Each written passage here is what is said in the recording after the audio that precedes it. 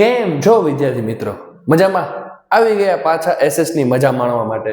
તો શરૂ કરીએ નવું ચેપ્ટર નંબર 4. પહેલું મસ્ત ભણ્યા, બીજું મસ્ત ભણ્યા, ત્રીજું જોરદાર ભણ્યા, ચોથું જોરદાર ભણી જ નાખીએ. કે આ બધા ચેપ્ટર બોર્ડમાં નહીં પૂછાય તો બોર્ડમાં શું પૂછાશે? થોડુંક કંટાળાજનક ચેપ્ટર છે, પણ આપ એને મસ્ત ઇન્ટરેસ્ટિંગ ચેપ્ટર બનાવશું. બીજી વસ્તુ, આ ચેપ્ટરની અંદર ઘણા એવા કોન્સેપ્ટ છે જે અવારનવાર બોર્ડની પરીક્ષામાં પૂછાય જ છે. તેના વિશે ડિટેલિંગ એક્સપ્લેનેશન કરશું. શરૂ કરીએ globalisation on and Indian economy.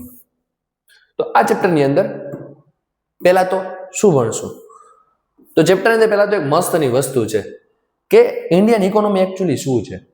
તો Indian economy in a matter of years are market have been transform. ઘણા સમય પછી ધીરે ધીરે દિવસો જતા જતા આપણું જે બજાર છે, આપણું જે માર્કેટ છે, તે આખું પરિવર્તન પામી ગયું.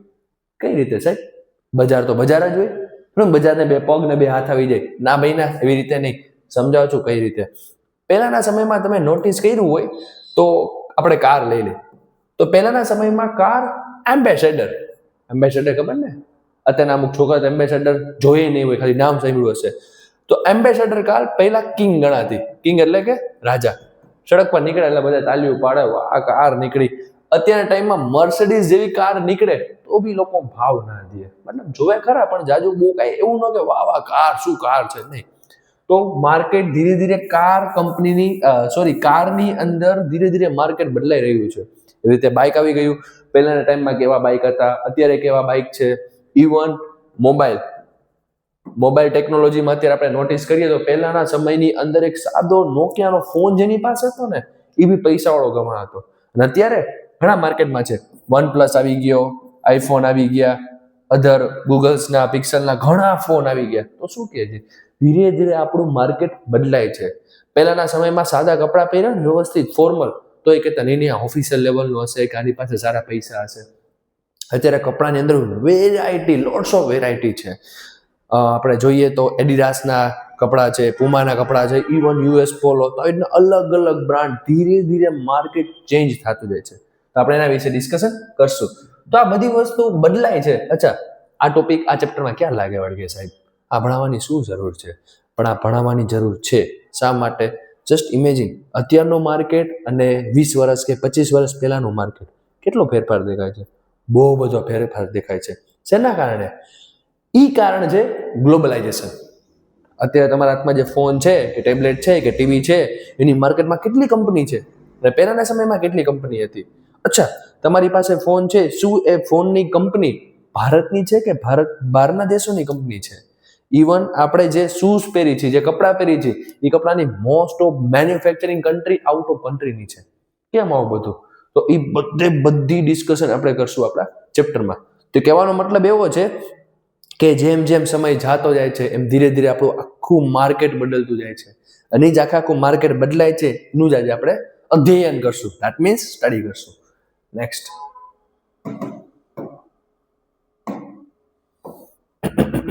Vote is globalisation?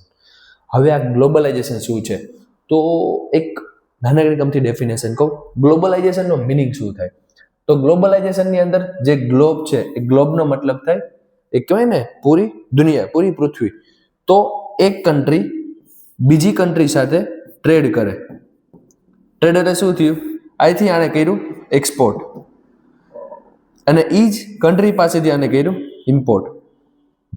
તો એક કન્ટ્રી બીજી કન્ટ્રી સાથે એક્સપોર્ટ ઇમ્પોર્ટ કરતી હોય, બિઝનેસ કરતી હોય, ટ્રેડ કરતી હોય, કોઈ પ્રોડક્ટ સેલ કરતી હોય કે પ્રોડક્ટ પરચેસ કરતી હોય, કોઈ સર્વિસ સેલ કરતી હોય કે સર્વિસ પરચેસ કરતી હોય, આ બધી એક દેશ બીજા દેશ વચ્ચે થતી આપ લે ને કહેવાય ગ્લોબલાઇઝેશન. તો the process of rapid integration or interconnection, યાની કે એકબીજા સાથે કનેક્ટ થતી હોય, એકબીજા સાથે આપલે થતી હોય between countries or one or more than one goods or services.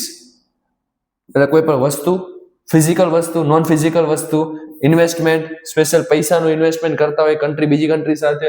Even technology R moving between countries. એક કન્ટ્રીથી બીજા કન્ટ્રીની અંદર શું થતું હોય? તો સર્વિસ મૂવિંગ થતી હોય, ગુડ્સ મૂવિંગ થતું હોય, ઇન્વેસ્ટમેન્ટ પછી ટેકનોલોજી, આ બધી વસ્તુ એક કન્ટ્રીથી બીજા કન્ટ્રી સાથે મૂવમેન્ટ થાય છે. એ મૂવમેન્ટને કહેવાય ગ્લોબલાઇઝેશન. આ મૂવમેન્ટ શું કામ થાય છે? તો મૂવમેન્ટ એટલા માટે થાય છે કેમ કે બહુ જ બધા એવા લોકો છે કે જે આ મૂવમેન્ટ્સનો ભાગ બનીને સારામાં સારી ઇન્કમ, સારામાં સારી જોબ, સારામાં સારા એજ્યુકેશન અને સારામાં સારું કહેવાય ને લાઈફસ્ટાઈલ એડજસ્ટ કરવા માટે, સારામાં સારી લાઈફ સ્પેન્ડ કરવા માટે આ મૂવમેન્ટ્સ કરે છે. તો ગ્લોબલાઇઝેશન સમજાય કે ગ્લોબલાઇઝેશન એટલે શું? એક કન્ટ્રી બીજા કન્ટ્રી સાથે ટ્રેડ કરે, બિઝનેસ કરે, જેની અંદર શું આવી જાય? તો જેની અંદર આવી જાય ગુડ્સ, સર્વિસીસ, ઇન્વેસ્ટમેન્ટ, ટેકનોલોજી. શેના માટે? કે લોકો પાસે સારામાં સારી ઇન્કમ આવે, સારામાં સારી જોબ આવે, કે સારામાં સારા એજ્યુકેશન આવે, વિચ નોન ઇઝ ગ્લોબલાઇઝેશન.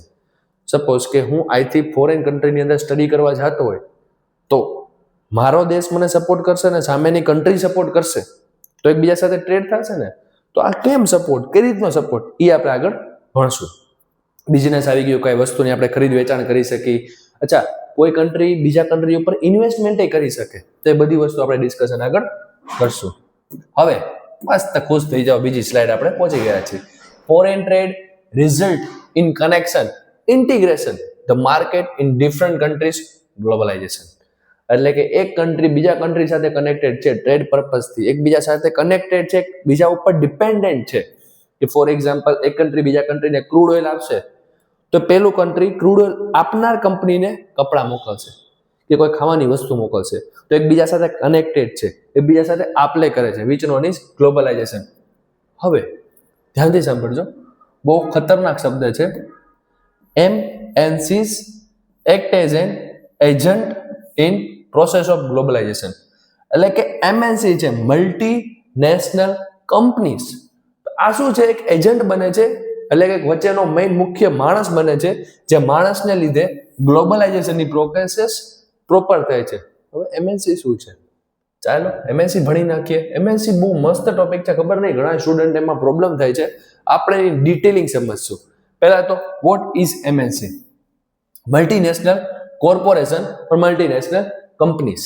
તો multinational corporation is a company that owns or control production in more than one country. એટલે એવું કે છે કે એવી કન્ટ્રી છે તે એક અથવા એક કરતા વધારે દેશની સાથે મળીને કઈક વસ્તુનું પ્રોડક્શન કરે છે. And set up office and factories for production in region where they can get cheap labor and other resources to minimize cost and maximize profit. એવું કે છે કે MNC કંપની વાળા કોઈ એવા વિસ્તારમાં એની કંપની નાખે, એની ફેક્ટરી નાખે કે જેના કારણે એને રો મટીરિયલ એટલે કે રિસોર્સ અથવા તો કોઈ મજૂર સસ્તામાં મળી જાય, જેથી કરીને એ પ્રોડક્ટની પ્રાઇસ ઓછી થાય અને એ પ્રોડક્ટમાંથી મળતો પ્રોફિટ વધી જાય. સાહેબ આ જે બોલ્યા કે સમજાણું જ નહીં, અમને બધું ઉપરથી ગયું, ટેક્સ્ટબુકમાં આવું લખ્યું. હવે આને આપણે ઇઝી કરીને સમજીએ વિથ એક્ઝામ્પલ, કેમ કે જ્યાં લગી તમને લોકોને MNC નો કોન્સેપ્ટ ક્લિયર નહીં થાય ત્યાં સુધી આગળના આવનારા ચેપ્ટરના કોન્સેપ્ટ બધા કહેવાય ને પાણીમાં જાય. તો પાણીમાંથી બહાર કાઢી લઈએ. ચલો MNC સમજાવું છું, ધ્યાનથી સાંભળજો, બહુ જ મજા આવે કોન્સેપ્ટ છે.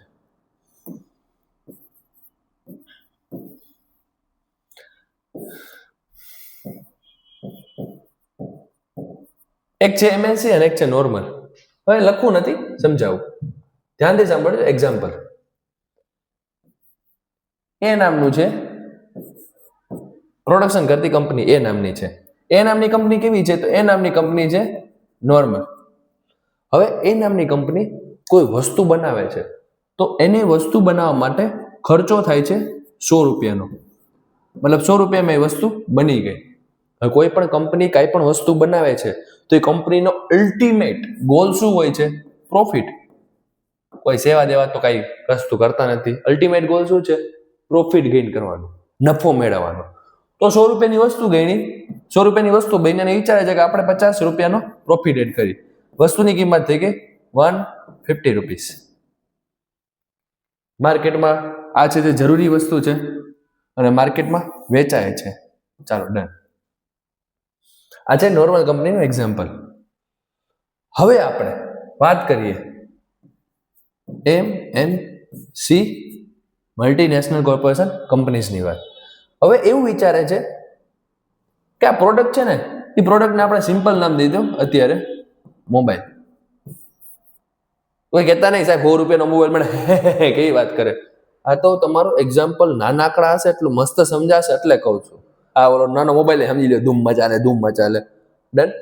તો 100 રૂપિયાનો મોબાઈલ છે, બનાવવા માટે 100 રૂપિયા થાય છે, 50 રૂપિયા પ્રોફિટ છે, 150 રૂપિયા થયા, લોકોને જરૂર છે, ડન. હવે મલ્ટીનેશનલ કંપની વિચારે છે કે 100 રૂપિયાના મોબાઈલ બનાવવા માટે જે રો મટીરિયલ જોઈ એ રો મટીરિયલ મને મળી જશે ચાઇનામાંથી. ચલો ચાઇના રાખી, ચાઇનામાંથી. ભારતની અંદર રો મટીરિયલ મળે છે, એ લખીશ ઇન્ડિયા. ઇન્ડિયામાં રો મટીરિયલ, ઇન્ડિયાની જ કંપની છે એટલે નોર્મલ છે એટલે લોકેટેડ ક્યાં છે? ઇન્ડિયા છે. બધું ઇન્ડિયાની અંદર જ કરશે. ઇન્ડિયાની અંદર એ રો મટીરિયલ મળી જાય છે 50 રૂપિયાનું. ચાઇનાની અંદર એ જ રો મટીરિયલ મળી જાય છે 30 રૂપિયાનું. ડન. હવે રો મટીરિયલ મળી ગયું, હવે આને પેકેજિંગ કરવું જોશે. મસ્ત સેલોટેપ બેલોટેપ બધું વીટે મસ્ત પેકેજિંગ કરે, કેમ કે વસ્તુ તો જ જાજી વેચાશે, વસ્તુ તો જ જાજી સેફ રહેશે જો એનું પ્રોપર પેકેજિંગ કરેલું હશે તો એ જ પેકેજિંગ પાછું મોબાઈલનું ઇન્ડિયામાં કરે છે. પ્લાસ્ટિકનો, રેપરનો, બરાબર છે, પૂઠાનો, સ્ટીકરનો, પછી એની ફેક્ટરીનો, બધું કોસ્ટ કરતા એ પ્રોડક્ટને પેકેજિંગ માટે આ શું છે? રો મટીરિયલ 50 રૂપિયા. પેકેજિંગ માટે ખર્ચો લાગે છે પાછો 30 રૂપિયાનો. બરાબર. હવે અહીંયા ચાઇનાથી વસ્તુ લાવ્યા, હવે ચાઇના બની ગઈ તો ચાઇનાથી જે 30 રૂપિયાની વસ્તુ બની ને એક ફિનિશ ગુડ એટલે મોબાઈલ બની ગયો, પછી પેકેજિંગ કર્યો, ખબર પડી ચાઇનાની અંદર બનાવશું ને પેકેજિંગ, તો ચાઇનાની અંદર પેકેજિંગ ખર્ચો લાગશે 30 રૂપિયા. નો હાલે, ઇન્ડિયામાં 30 લાગે છે. તો ખબર પડી કે અચ્છા એક મિનિટ આફ્રિકાની અંદર કોસ્ટિંગ લાગે છે 20 રૂપિયા. તો સારું કહેવાય ને 20 રૂપિયા. હવે જો મોબાઈલ બની જાય એટલે છૂટા એવું નહીં, મોબાઈલ બન્યા પછી પબ્લિકને આપી દીધો ફોન, પછી એ ફોન કેટલો ટાઈમ કેવી સર્વિસ આપે છે, એ ફોન કેટલો ટાઈમ એની સર્વિસ સેન્ટરની અંદર ઉપલબ્ધ છે, લોકોને પ્રોબ્લેમને સોલ્યુશન આપે છે, એટલે શું જરૂરી છે? Service centre. અને સર્વિસ સેન્ટર માટે ઓફિસ હોવી જોઈએ, એની અંદર સસ્તામાં એવા વ્યક્તિઓ હોવા જોઈએ, એન્જિનિયરો હોવા જોઈએ, તે પ્રોબ્લેમનું સોલ્યુશન આપે. સર્વિસ સેન્ટર મોસ્ટ ઇમ્પોર્ટન્ટ છે. તો ઇન્ડિયા માટે સર્વિસ સેન્ટર જોયું ને, તો ઇન્ડિયાની અંદર સર્વિસ સેન્ટર અવેલેબલ છે એના માટે 20 રૂપિયા ખર્ચો છે. અહીંયા જોયું તો આ લોકો વિચાર્યું ચલો ઇન્ડિયામાં, તો ઇન્ડિયાનું સર્વિસ સેન્ટર કેટલાનું મળ્યું? 20 રૂપિયાનું. હવે આ પ્રોડક્ટની પ્રાઇસ આપણે જોઈ 3 ને 2 5 50 60 70 રૂપિયા. આ પ્રોડક્ટની પ્રાઇસ જોઈએ આપણે તો તમને લોકોને 50 60 70 80 90 100 રૂપિયા. આ બેની 100 રૂપિયામાં, આ બેની 70 રૂપિયામાં. તો એમએનસી એટલે શું કે અલગ અલગ દેશમાંથી એને પોતાની વસ્તુ સસ્તી જ્યાંથી મળે ને ત્યાંથી ઉપાડી લેવાની અને એકદમ સસ્તામાં પ્રોડક્ટ બનાવવાની અને પછી માર્કેટમાં વેચવાની.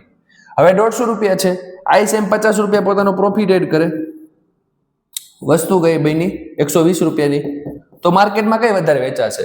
150 વાળી, 120 વાળી? ડેફિનેટલી 120 વાળી. 120 શું છે? 120 ને કહેવાય એમએનસી કંપનીની પ્રોડક્ટ, મલ્ટીનેશનલ કંપનીની પ્રોડક્ટ. એટલે પોઈન્ટ અત્યારે લગીનું ભાષણ જે સમજાયું એ કદાચ સમજાણું હોય તો સારું છે, ન સમજાય તો હજી ડિટેલમાં કહી દઉં. નોર્મલ કંપનીઝ અને એમએનસી. એમએનસી શું કરે? તો એમએનસી અલગ અલગ દેશમાંથી સસ્તામાં સસ્તું રો મટીરિયલ, સસ્તામાં સસ્તા લેબર અને સસ્તામાં સસ્તી ફેક્ટરી બનાવીને પ્રોડક્ટની કિંમત જ કરે સસ્તી અને બદલામાં એને વેચે એટલે ઓટોમેટિક એનો પ્રોફિટ વધી જાય. જ્યારે નોર્મલ કંપની શું કરે? એના દેશમાંથી જે વસ્તુ મળે છે ને એ પછી સસ્તી હોય, મોંઘી હોય, વ્યાજબી હોય, ડઝન્ટ મેટર, પોતાના દેશમાંથી મળે છે એ વસ્તુ ભેગી કરીને શું બનાવે? પ્રોડક્ટ બનાવે અને પછી એને માર્કેટમાં વેચે એટલે પ્રોફિટ નોર્મલ મળે. તો પ્રોફિટ કોને વધારે મળ્યો? એમએનસી વાળાએ. તો આ છે મલ્ટીનેશનલ કંપની, આખો કોન્સેપ્ટ. આઈ વિશ કે તમને લોકોને સમજાણું હશે. હવે મલ્ટીનેશનલ કંપનીમાં કોઈ ડાઉટ હશે નહીં. ચલો નેક્સ્ટ ટોપિક, મલ્ટીનેશનલ. હવે મલ્ટીનેશનલ કંપનીઝ વિશે આપણે ડિસ્કશન કરીએ તો એના ફેક્ટર્સ છે. મલ્ટીનેશનલ કંપની જવું ને ગમે ત્યાં નાખી શકાય. તો ફેક્ટર્સ કયા છે? પેલું factor, is it close to the market? શું તે માર્કેટની નજીક છે? કે મેં તમને કીધું ને, આપણે યાદ કરો યાદ તો નથી કરું, એમ કે હું તમને ભણાવીશ, એમાં આવશે ચેપ્ટર, જીઓગ્રાફીનું ચેપ્ટર છે, જે ભણાવ્યું નથી, ભણાવીશ, એમાં આવશે કે ફોર એક્ઝામ્પલ અહીંયા કોઈ વસ્તુ છે, અહીંયા કોઈ કંપની છે, લાઈક બિહારમાં, ઉત્તર પ્રદેશમાં, તો એન્ડ એ વસ્તુનું વેચાણનું માર્કેટ ગુજરાત છે, તો એ વસ્તુને ગુજરાત લેવા માટે કોસ્ટ લાગશે, તો ઓલરેડી મોંઘી થઈ જશે. તો નજીક માર્કેટ એટલે આ જ વસ્તુનું માર્કેટ વેસ્ટ બંગાળ અથવા તો બિહાર અથવા તો યુપીમાં આવ્યું તો નજીકમાં વેચાઈ જશે, એટલે કોસ્ટ વધારે લાગશે નહીં. તો પહેલો કોન્સેપ્ટ શું કીધું? માર્કેટથી નજીક હોવું જોઈએ. બીજું, એન્ડ ધ સ્કિલ્સ અને અનસ્કિલ્સ લેબર મળી જવા જોઈએ, એ બી લો કોસ્ટમાં. વિચારો, સ્કિલ અને અનસ્કિલ. અનસ્કિલ એટલે એવા જેની પાસે સ્કિલ ન હોય, મતલબ રેગ્યુલર કારખાનાના કામ કરાવી શકે. સ્કિલ એટલે શું? કે જે યુનિક વિચારી શકે, મશીનરી સંભાળી શકે, કંઈક નવું ઇનોવેશન કરી શકે, ડિઝાઇન દઈ શકે. સ્કિલ અને અનસ્કિલ બે જરૂરી છે, પણ કેવા મળવા જોઈએ? લો કોસ્ટ, સસ્તામાં. સસ્તામાં તો જ મળે જ્યાં, સસ્તામાં ક્યારે મળશે? જ્યારે જરૂર કરતા વધારે એમ્પ્લોયમેન્ટ સામે આવતા હોય. વિચારો, મારે જરૂર છે 10,000 રૂપિયા પગાર લઈ શકે ને એવા મજૂરની, તો ઇન્ડિયાની અંદર 100 મજૂરની જરૂર છે ને, તો 500 જણા ઊભા છે. જરૂર કરતા વધારે મજૂર છે, તો મને 10,000માં મળી જશે. પણ યુએસએમાં જાય છે અને મારે 100ની જરૂર છે, તો મારી સામે ઊભા હશે માત્ર ને માત્ર 50. તો એ 50 10K માં નહીં માને, 50 ને બનાવવા માટે 20K દેવા પડશે મારે, એટલે કે 20,000 દેવા પડશે. તો જ્યાં વસ્તી વધારે હોય ત્યાં મને સસ્તા લેબર મળશે. તો વસ્તી વધારે ક્યાં છે? ફોર એક્ઝામ્પલ ચાઇના છે, પછી ઇન્ડિયા છે, આ બધી જગ્યાએ શું છે? વસ્તી વધારે છે, ત્યાં મને સસ્તા લેબર મળશે. કેવા લેબર? સ્કિલ્સ લેબર અને અનસ્કિલ લેબર. પછી સાથે સાથે whatever availability of other factors of production is assured. બીજી બધી જરૂરી વસ્તુ જેવી કે રો મટીરિયલ, પેકેજિંગ, ટ્રાન્સપોર્ટેશન, આ બધી વસ્તુ યા ઇઝીલી મળી શકતી હોવી જોઈએ. Last most important thing, MNC might look four government policies that look after there interest. બહુ મસ્ત છે, ધ્યાનથી સાંભળજો. સાથે સાથે ગવર્મેન્ટની પોલિસી સારી હોવી જોઈએ, જે MNC ને ફાયદો થાય. કેવી રીતે ગવર્મેન્ટની પોલિસી? સમજાવું છું એક્ઝામ્પલથી. ફોર એક્ઝામ્પલ, MNC કંપનીઝ છે, એ કોઈક 100 રૂપિયાની વસ્તુ બનાવે છે, પણ ભારત દેશ એમ કે છે કે આ MNC કંપની આવશે ને તો આપણે એને કહેશું 50% ટેક્સ, બરાબર છે. અને બીજી MNC કંપની છે, સોરી, ઈ જ MNC ની કંપની છે, પણ બીજો દેશ છે. કેવો દેશ બીજો? તો આપણે લઈ લઈ સાઉથ આફ્રિકા. તો સાઉથ આફ્રિકા કહેશે અમે એને માત્ર ને માત્ર 20% ટેક્સ લેશું. તો કંપનીને કયું ઇન્ડિયા સારું લાગશે કે આફ્રિકા? તો આફ્રિકા. કેમ? કેમ કે ઓછો ટેક્સ છે. આ રીતના ગવર્મેન્ટની પોલિસી એના ઇન્ટરેસ્ટમાં છે કે નહીં, ઈ બી એને ફાયદો મળશે. તો આ બધા ફેક્ટર્સથી કહી શકાશે કે MNC કંપની ક્યાં બનશે અને ક્યાં નહીં બને. Next topic. અચ્છા, બહુ મસ્ત છે. What thought which MNC setup there production are. MNC પોતાનું પ્રોડક્શન કઈ રીતે કરી શકે છે? MNC કઈ રીતે એકબીજા સાથે કનેક્ટેડ છે? Interlinking production across countries. કઈ રીતે કનેક્ટેડ છે? MNC કઈ રીતે એક દેશને બીજા દેશ સાથે કનેક્ટ કરે છે, પ્રોડક્ટને કનેક્ટ કરે છે? પહેલું શું છે? તો પહેલું બહુ મસ્ત અને ઇમ્પોર્ટન્ટ છે. MNC setup production jointly with some of the local companies of this countries.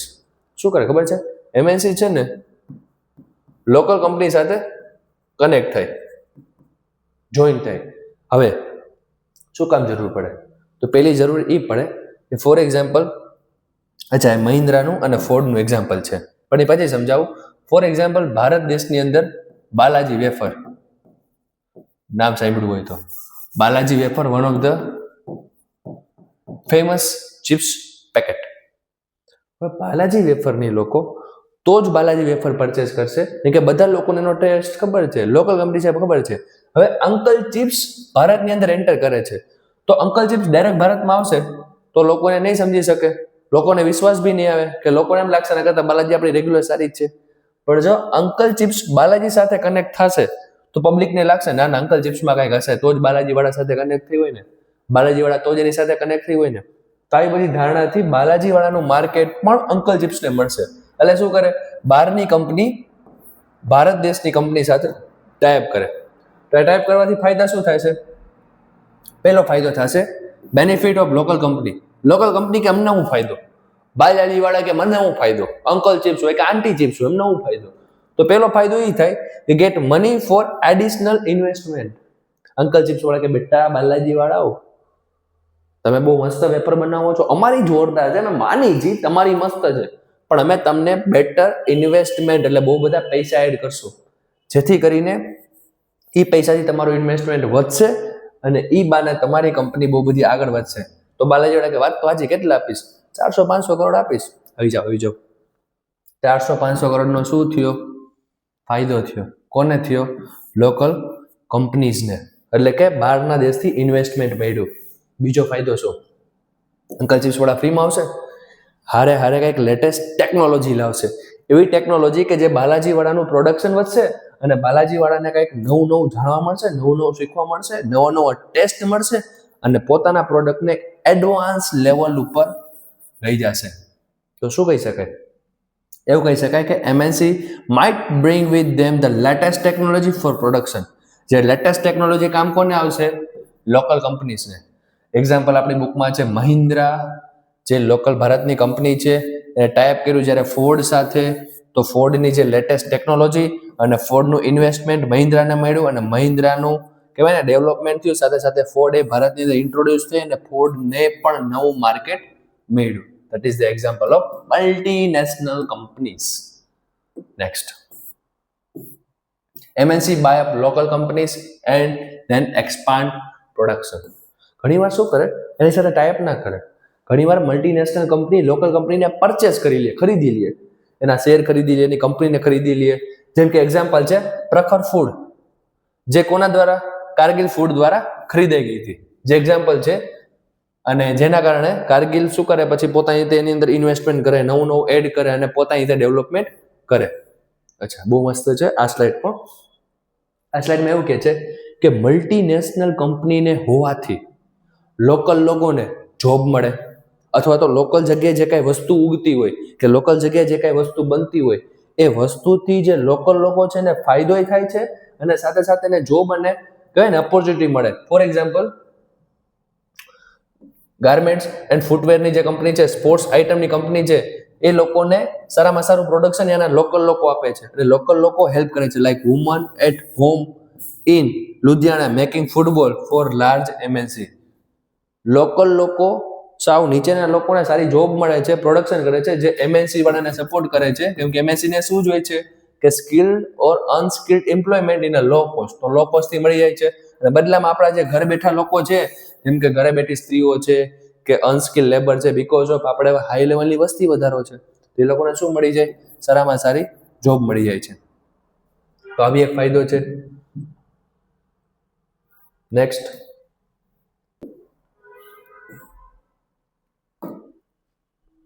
હવે ફોરેન ટ્રેડ અને ઇન્ટિગ્રેશન ઓફ માર્કેટ હિસ્ટોરિકલ પર્સપેક્ટિવથી આપણે સમજશું.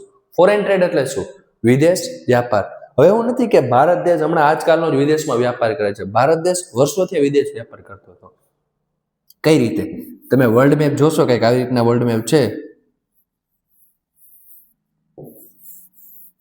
તો ભારત દેશ આ વર્લ્ડ મેપની અંદર ઇન્ડિયાથી યુરોપ, ઇન્ડિયાથી ચાઇના અને ઇન્ડિયાથી નોર્થ આફ્રિકા ઘણીવાર સિલ્ક શેર કરતો. એને કહેશું આપણે સિલ્ક રૂટ. તો એવું નથી કે ફોરેન ટ્રેડ આજકાલના કરે છે, ફોરેન ટ્રેડ વર્ષોથી આવે છે. ઇવન કે આ જ ફોરેન ટ્રેડના કારણે બ્રિટિશર્સ ઇસ્તાંબુલનો રસ્તો બંધ થવાથી જમીનના રસ્તે ફરીને ભારત આવીને ઈસ્ટ ઇન્ડિયા કંપની ભારત ઉપર આખો કહેવાય ને આમ દબદબો કરીને આપણને ગુલામ બનાવ્યા 200 વર્ષ લગી. તો આ ફોરેન ટ્રેડનો નથી જો છે. એટલે ફોરેન ટ્રેડ આજકાલનો નથી, ફોરેન ટ્રેડ વર્ષો થયા છે. પણ જ્યારે દેશ આઝાદ થયો ત્યારે આપણા ભારત દેશને ખબર પડી કે નહીં, આપણે વિદેશ સાથે વેપાર કરવો એ નથી અને વિદેશની કંપનીને ભારતમાં આવવા દેવી નથી. કેમ કે એ ભારતમાં આવે છે તો છેલ્લે આપણા ઉપર કંટ્રોલ કરી દે છે. તો ભારતે ત્યારથી પોતાની ઇકોનોમીને ક્લોઝ કરી દીધી અને ત્યારથી કોઈ પણ પ્રકારનું એક્સપોર્ટ કે ઇમ્પોર્ટ થતું નહીં. પછી ધીરે ધીરે થવા માંડ્યું તો નોર્મલ અને બેઝિક વસ્તુનું થવા માંડ્યું, જે જરૂરી છે એવી. એ ખબર હતી જો બહારના લોકોને ધીરે ધીરે ઇન્વેસ્ટમેન્ટ વધવા માંડશે તો આપણો દેશ ડેવલપ નહીં કરી શકે. કેમ? કેમ કે આપણા દેશની કંપનીની વસ્તુ વેચાય એના કરતાં બહારના લોકો એની વસ્તુ વેચવા માંડશે, તો આપણા દેશના લોકો કમાય એના કરતાં બહારના લોકો કમાશે. આવું તો ન થવું જોઈએ. એટલે ભારત દેશે ઇમ્પોર્ટ એક્સપોર્ટ બંધ કરી દીધો. પણ ધીરે ધીરે ગવર્મેન્ટને ખબર પડી કે ભાઈ જો ટેકનોલોજી વધતી જાય છે, ધીરે ધીરે એક દેશ બીજા દેશ સાથે કનેક્ટેડ થઈને બંને દેશ સાથે ગ્રો કરે છે. આપણે નવી ટેકનોલોજી જોઈ, આપણા વિચાર બીજા દેશવાળા શીખી શકે, એકબીજા સાથે કલ્ચર, ટ્રેડ આવું બધું શેર કરી શકી. એટલે છેલ્લે કંટાળીને એટ ધ એન્ડ ઓફ 1991 જઈને ગવર્મેન્ટે ભારતની ઇકોનોમીને ઓપન ઇકોનોમી કરી નાખી. કઈ રીતના? એલપીજી. એવું ને, ભારતની કંપની એલપીજી ગેસ લઈને ઉભા હતા નહીં. એલપીજી એટલે લિબરલાઇઝેશન, પ્રાઇવેટાઇઝેશન, ગ્લોબલાઇઝેશન. ગ્લોબલાઇઝેશન એટલે શું? કે એક દેશ બીજા દેશ સાથે આરામથી ટ્રેડ કરી શકે. મતલબ જે દેશે એક્સપોર્ટ ઇમ્પોર્ટ કરવાની ના પાડી હતી ને, એ 1991 થી શું કરી દીધી? હા ભાઈ આવો મોજ કરો, જાઓ જીલો આપની જિંદગી. પછી લિબરલ થઈ ગઈ. લિબરલ ઉદાર થઈ જાઓ. ઇટ્સ ઓકે ભાઈ, ચલો ના કરો ના ટ્રેડ. ઇટ્સ ઓકે, મને વિશ્વાસ છે તમે મારી પર કંટ્રોલ નહીં કરો. ઇટ્સ ઓકે, તો લિબરલ થઈ જાવ. તને શું કહેવાય? એલપીજી. હવે પ્રાઇવેટાઇઝેશન બી એ જ છે. મસ્ત કોન્સેપ્ટ છે, આગળ સમજશું. હવે ઓ સાઈડ ઓ બાજુ. હવે what is the basic function of foreign trade? Foreign trade, વિદેશ વ્યાપારના બેઝિક ફંક્શન શું છે? પહેલા તો વિદેશ વ્યાપારથી કોને કોને કઈ રીતે ફાયદો થાય? એક છે પ્રોડ્યુસર. પ્રોડ્યુસર એટલે શું? સેલર. જે વસ્તુ બનાવે છે, માર્કેટમાં વેચે છે, એને આ પ્રકારના ફાયદા થાય. બીજો છે બાયર. બાયર મતલબ શું? કન્ઝ્યુમર, જે આ પ્રોડક્ટ પરચેસ કરશે, એને પણ આ પ્રકારના ફાયદા થશે. પહેલું, foreign trade create an opportunity for the producers to reach beyond the domestic market. Bharat દેશની અંદર જ બનાવે છે તો ગમે એટલું બેસ્ટ વસ્તુ બનશે, પણ વેચાશે તો માત્ર ભારતની બોર્ડર છે એની અંદર જ, બોર્ડરની બહાર તો જાશે નહીં. કેમ? કેમ કે ભારત સરકારે શું કરી છે? Close economy. પણ ખબર પડી કે હવે આપણે ફોરેન ટ્રેડ કરશું, મતલબ એક દેશની વસ્તુ બીજા દેશ વેચી શકશે. તેને શું મળી ગયું? મોટું માર્કેટ. ધીરે ધીરે આફ્રિકા છે, યુરોપ છે, રશિયા છે, ચાઇના છે, ઇવન યુએસએ છે, બધે વેચી શકશે. ઓપન માર્કેટ મળ્યું. મતલબ શું મળ્યું? કે વેચનારને, પ્રોડ્યુસરને બહુ મોટી ઓપોર્ચ્યુનિટી મળી ગઈ. બીજી વસ્તુ, producers can cell there produce not only in market located within the countries but can also compete in market located in other countries of the world. Same વસ્તુ. એવું નહીં કે ભારતના માર્કેટમાં જ વેચી શકશે. ઓપન ઇકોનોમી થતા, બીજા દેશ સાથે ફોરેન ટ્રેડ કરતા, એ પોતાની વસ્તુ બીજા દેશ સાથે પણ વેચી શકશે. એને ખાલી ભારત દેશના માર્કેટ સાથે કમ્પેટ એટલે હરીફાઈ નથી કરવાની, એને બીજા દેશના માર્કેટ સાથે પણ હરીફાઈ કરવા મળશે. તો સારી વસ્તુ કહેવાય. ગમે એટલું બેસ્ટ લેવલનો રોબોટ બનાવું, પણ મારો દેશ મને રોબોટ ભારત દેશની બહાર વેચવા જ નહીં દે, તો ગમે એવો રોબોટ બનાવું શું કામનો? પણ મને ખબર પડી કે રોબોટ છે એને હું દુનિયાના કોઈ પણ દેશમાં વેચી શકું. કેમ? કે ભારત દેશે ફોરેન ટ્રેડ ચાલુ કરી દીધો, તો બેસ્ટ કોમ્પિટિશન થશે. કોની સાથે? યુએસએ સાથે થશે, મેક્સિકો થશે, યુરોપના કન્ટ્રી સાથે થશે, ચાઇના સાથે થશે. મને ચાન્સ મળ્યો, માર્કેટ મળ્યો. કેમ? Foreign trade. Last, cost of production is reduce. જે પ્રોડક્શન બનાવવાની જે કોસ્ટ છે ને, રિડ્યુસ થશે. હવે આ કેમ રિડ્યુસ થાય? યાદ કરો, વિચારો. નથી વિચારવું, હું કહું છું, સાંભળો. મેં પહેલા કીધું MNC, મલ્ટીનેશનલ કંપનીઝ. તો હવે ભારત દેશની ઇકોનોમી બીજા ઇકોનોમી સાથે ઓપન થઈ ગઈ, તો આરામથી જ્યાં સસ્તું રો મટીરિયલ મળે છે એ પરચેસ કરી લેશે. એનાથી સસ્તા રો મટીરિયલથી મસ્તરી વસ્તુ બનશે અને આરામથી વસ્તુની જે કોસ્ટ છે, રો મટીરિયલની કોસ્ટ છે, એ ઘટી જશે. તો શું થશે? Reduce production cost. તો આ રીતે આપણે પ્રોડક્ટની કોસ્ટ પણ રિડ્યુસ કરી શકશું, અને કોસ્ટ પ્રોડક્ટની રિડ્યુસ થયું તો ઓટોમેટિક પ્રોફિટ ઇન્ક્રીઝ થશે. આ બધા ફાયદા કોના હતા? પ્રોડ્યુસર એટલે કે સેલરના. હવે આપણે વાત કરશું બાયર્સના એટલે કે કન્ઝ્યુમરના ફાયદા. પહેલો ફાયદો, એ સાઈડ બાજુ, import of goods produced in another country is one way of expanding the choice of goods beyond what is domestically produced. એટલે કહેવાય ને કે જો બીજા દેશ સાથે આપણે ટ્રેડ કરશું તો બીજા દેશ આપણને વેચશે પણ વસ્તુ, તો કોઈ બાયર છે, મતલબ એક ખરીદનારો કોઈ ગ્રાહક છે, એ ગ્રાહકને ચોઈસ મળશે ઇન્ડિયાની જ. નકર પહેલા શું ક્લોઝ ઇકોનોમી હતી ત્યારે ખાલી ઇન્ડિયાની વસ્તુ જ પરચેસ કરી શકતો, પણ હવે શું થયું, બહારના કન્ટ્રી ઓપ્શનમાં મળ્યા, લાઈક યુએસએ, ચાઇના, યુરોપના કન્ટ્રી, આફ્રિકા, આ બધા ઓપ્શન મળ્યા. તો હવે ગ્રાહકને આટલા ઓપ્શનમાંથી પોતાના માટે બેસ્ટ કઈ વસ્તુ છે, depend on his economic capacity, પોતાના પૈસાથી ખબર પડશે કે મારા માટે કઈ બેસ્ટ છે. તો ગ્રાહકને શું મળ્યું, બાયર્સને શું મળ્યું, બહુ બધા ઓપ્શન મળ્યા. હવે ઓપ્શન છે તો બધા કન્ટ્રી એકબીજા સાથે કોમ્પિટિશન કરશે, નહીં મારી વસ્તુ બેસ્ટ, આ કે ના મારી વસ્તુ બેસ્ટ. ઇન્ડિયા કહે ભાઈ સ્વદેશી આપણા દેશનું બેસ્ટ જ હોય, સમજો. પણ આ કોમ્પિટિશનના કારણે બધા પ્રોડક્ટ પોતાની પ્રાઇઝે ઓછી કરશે અને સામેની ક્વોલિટી ઇમ્પ્રૂવ કરશે. આ બહુ મસ્તનો કોન્સેપ્ટ છે. જ્યાં કોઈ વસ્તુની કોમ્પિટિશન હોય ને કે હું બેસ્ટ વેચું, મારી કહે હું બેસ્ટ વેચું, તો જેટલી કોમ્પિટિશન થશે ને એટલી કોમ્પિટિશનના કારણે વસ્તુની પ્રાઇસ ઓછી થશે અને વસ્તુની ક્વોલિટી ઇન્ક્રીઝ થશે. તો વસ્તુની ક્વોલિટી વધી, ક્વોલિટી મતલબ મજબૂતી વધી, એનું કહેવાય ને કે બેસ્ટ ક્વોલિટી બની પણ સસ્તામાં, તો ફાયદો કોને થશે, બાયરને છે. તો શું કીધું, competition among the producers reduce the price and quality improves. ખર્ચો ઘટશે, પ્રાઇસ ઓછી થશે અને એની ક્વોલિટી ઇમ્પ્રૂવ થશે બીકોઝ ઓફ કોમ્પિટિશન. કેમ કોમ્પિટિશન? કેમ કે હવે ભારત દેશની અંદર બીજા કન્ટ્રી વાળા પણ ટ્રેડ કરશે, તો આ ફોરેન ટ્રેડના ફાયદા કોના ફાયદા, પ્રોડ્યુસર્સના અને બાયર્સના. Next, what is globalisation?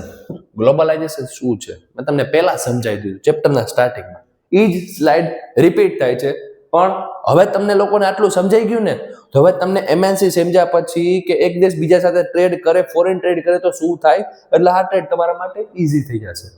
તો વોટ ઇઝ ગ્લોબલાઇઝેશન? તો globalisation actually MNCs investment in various part of the world. MNC છે ને, મેં તમને એમએનસી સમજાવ્યું, હવે તમને લોકોને પહેલા સ્લાઇડ કરાવે તો કન્ફ્યુઝન થાય. કેમ કે એમએનસી એટલે શું તમને ખબર નહોતી, પણ હવે તમને લોકોને એમએનસી ખબર પડી ગઈ. તો શું કહે છે કે એમએનસી કંપની અલગ અલગ કન્ટ્રીના અલગ અલગ દેશમાં ઇન્વેસ્ટમેન્ટ કરે, દુનિયાના અલગ અલગ દેશમાં શું કરે, ઇન્વેસ્ટમેન્ટ કરે. એને શું કહેવાય, પૂરેપૂરી ગ્લોબલાઇઝેશન. સાથે સાથે foreign trade between countries has been rising rapidly. એક દેશ બીજા દેશ સાથે, ત્રીજા દેશ સાથે, ચોથા દેશ સાથે ટ્રેડ કરે. ટ્રેડ એટલે એક્સપોર્ટ પ્લસ ઇમ્પોર્ટ. તો એક દેશ બીજા દેશ સાથે ટ્રેડ કરે છે, એમએનસી કંપની બધા દેશમાં પોતાનું ઇન્વેસ્ટમેન્ટ કરે છે, તો આ બંને વસ્તુ ભેગી થઈ એને કહેવાય ગ્લોબલાઇઝેશન. મતલબ એક દેશ બીજા દેશ સાથે કનેક્ટ થાય છે. Foreign investment and foreign trade, આ બંને વધે. ફોરેન ટ્રેડ એટલે મેં સમજાવી દીધું, એક કન્ટ્રીની વસ્તુ બીજા કન્ટ્રીમાં વેચવી એટલે એક્સપોર્ટ કરવું, અને સાથે સાથે બીજા કન્ટ્રીની વસ્તુ આપણા દેશમાં ઇમ્પોર્ટ કરવી, આને કહેવાય ફોરેન ટ્રેડ. તો સર ફોરેન ઇન્વેસ્ટમેન્ટ એટલે શું કહેવાય? ફોરેન ઇન્વેસ્ટમેન્ટ બહુ જ નાનો કોન્સેપ્ટ છે, ધ્યાનથી સાંભળજો. ફોરેન ઇન્વેસ્ટમેન્ટ એટલે ફોર એક્ઝામ્પલ યુએસએ છે, યુએસએમાં કોઈ વ્યક્તિને ખબર પડી કે મારી પાસે $10 લાખ છે, તો $10 લાખ હું ઇન્ડિયામાં ઇન્વેસ્ટ કરીશ. અને ઇન્ડિયામાં કહે તો ઇન્ડિયામાં એજ્યુકેશન સેક્ટરમાં, એમ કેમ કે એજ્યુકેશન સેક્ટર ધીરે ધીરે ગ્રો થાય છે, તો જેટલું ગ્રો બેસ્ટ થશે એટલા કહેવાય ને 10 લાખના મને પ્રોફિટ મળશે 10 કરોડ. તો મેં 10 લાખ રોક્યા તો મને સામે 10 કરોડ મળશે. આને કહેવાય ફોરેન ઇન્વેસ્ટમેન્ટ. આ છે ફોરેન ઇન્વેસ્ટમેન્ટ. હવે ફોરેન ઇન્વેસ્ટમેન્ટનો એક તમને નેગેટિવ પાર્ટ પણ સમજાવું. ફોર એક્ઝામ્પલ યુએસએ કન્ટ્રી છે, 10 લાખ રૂપિયાનું ઇન્વેસ્ટમેન્ટ કરશે ઇન્ડિયામાં. પણ હવે ઇન્ડિયા ગવર્મેન્ટ એવું વિચારે છે કે બહારના દેશ આપણામાં રોકાણ કરશે અને આપણો પ્રોફિટ બહારના દેશ લઈ જશે. તો ગવર્મેન્ટ શું કરે, ઇન્ડિયન ગવર્મેન્ટ, કે ફોરેન ઇન્વેસ્ટમેન્ટ એટલે કે બહારના દેશ આપણા દેશ ઉપર ઇન્વેસ્ટ કરશે એની પર 50% ટેક્સ લઈશ. તો અને ખબર પડી કે યુએસ કે 10 લાખના 50% તો દેશના સરકાર લઈ જશે. પછી ખબર પડી કે સાથે સાથે આફ્રિકામાં હું ઇન્વેસ્ટ કરું, કેમાં, એજ્યુકેશનમાં. તો આફ્રિકાની ગવર્મેન્ટ વિચારે કાંઈ વાંધો નહીં, કરો ને ઇન્વેસ્ટમેન્ટ, અમને શું છે, અમારું એજ્યુકેશન સિસ્ટમ વધવી છે, તમે ઇન્વેસ્ટ કરો. તો આફ્રિકાની ગવર્મેન્ટ કે અમે તમારી પાસેથી ખાલી 20% ટેક્સ લેશું. તો ઓટોમેટિક યુએસએના ઇન્વેસ્ટર શું વિચારશે, ઇન્ડિયામાં નથી ઇન્વેસ્ટ કરું, આફ્રિકામાં કરી. તો ઇન્ડિયામાં ઇન્વેસ્ટર નહીં થાય, પૈસા નહીં થાય, તો ઇન્ડિયાનું ડેવલપમેન્ટ થશે ને. તો ગવર્મેન્ટ ટેક્સ વધારશે, એ ઘટાડશે તો વધેરો ટેક્સ, તો ફોરેન ઇન્વેસ્ટમેન્ટ માટે શું થયું? ટેક્સ બેરિયર, એ કહેવાય ને ટ્રેડ બેરિયર, સોરી ટેક્સ નહીં, ટ્રેડ બેરિયર. આને કહેવાય ટ્રેડ બેરિયર. મતલબ સરકાર ટેક્સ વધારવાથી બહારના કંપનીના લોકોને ઇન્વેસ્ટમેન્ટ કરતા રોકે છે. આને કહેવાય ટ્રેડ બેરિયર. ક્લિયર? બધું આગળ આવશે. તમને જસ્ટ ઇન્ટ્રોડક્શન સમજાવું છું.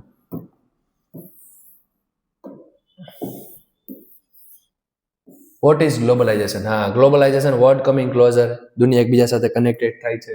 પછી શું થાય છે કે movements of goods, service, investment and technology. મેં તમને પહેલા કીધું ને કે મૂવમેન્ટ્સ ઓફ ગુડ્સ વસ્તુની આપલે કરે, સર્વિસીસ મેં કીધું ને જેમાં કોઈ ફિઝિકલ વસ્તુ નથી પણ સર્વિસની આપલે કરે, લાઈક એજ્યુકેશન થઈ ગયું. પછી ઇન્વેસ્ટમેન્ટ, બહારના કન્ટ્રી આ દેશ માટે ઇન્વેસ્ટમેન્ટ કરે પૈસા. ટેકનોલોજી, મશીનરી, કોઈ નવા નવા સાધન સામગ્રી છે એનું પણ ઇન્વેસ્ટમેન્ટ કરે, વિચ નોન ઇઝ ઇન્વેસ્ટમેન્ટ.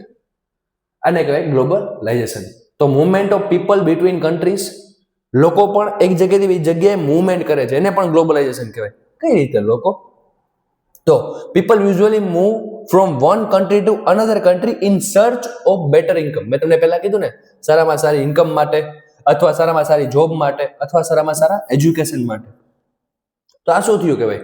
તો આ કહેવાય કે એક કન્ટ્રી બીજી કન્ટ્રી સાથે શું છે? કનેક્ટેડ છે. કેમ કે એના લોકો જોબ માટે, સારામાં સારી ઇન્કમ માટે, એટલે સારામાં સારો ધંધો, ઇવન સારામાં સારા એજ્યુકેશન માટે એકબીજા સાથે કનેક્ટેડ છે. It's called globalisation. However, there has not been much increase in the movements of people between countries due to various restrictions.